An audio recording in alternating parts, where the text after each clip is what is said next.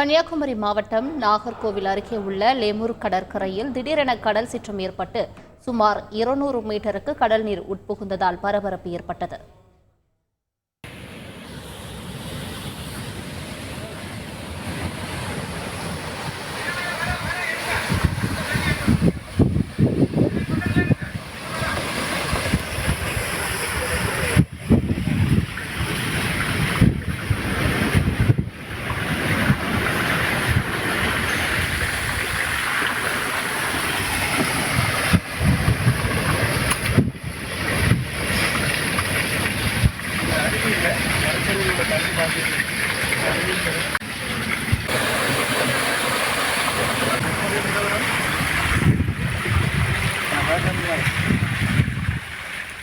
இதுகுறித்த கூடுதல் தகவலை செய்தியாளர் பிரசாத் வழங்க கேட்கலாம். பிரசாத், வணக்கம். தற்போது லெமூர் கடற்கரையில் நகர் பகுதிக்குள் கடல் நீர் புகுந்திருக்கிறதா? அது தொடர்பான முழு விவரங்களை சொல்லுங்க. வணக்கம். கன்னியாகுமரி மாவட்டம் நாகர்கோவில் அருகே கணபதிபுரம் பகுதியில் அமைந்துள்ள லெமூர் பீச்சில் தற்போது கடல் சீற்றம் அதிகமாக காணப்படுகின்றது.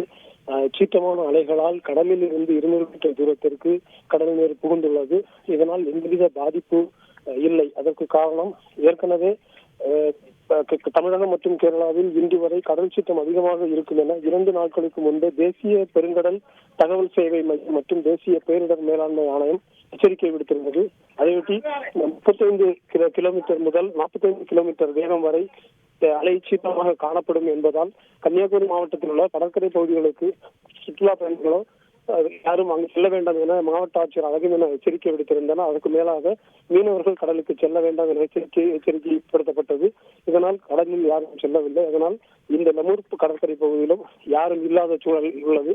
இதனால் எந்தவித பாதிப்பும் ஏற்படாமல் தற்போது அந்த சீற்றமான அறையிலும் அந்த பகுதி வெறிச்சோடி காணப்படுகிறது. விரிவான தகவல்களுக்கு நன்றி பிரசாத். செய்திகளை உடனுக்குடன் தெரிந்து கொள்ள உடனே சப்ஸ்கிரைப் பண்ணுங்க.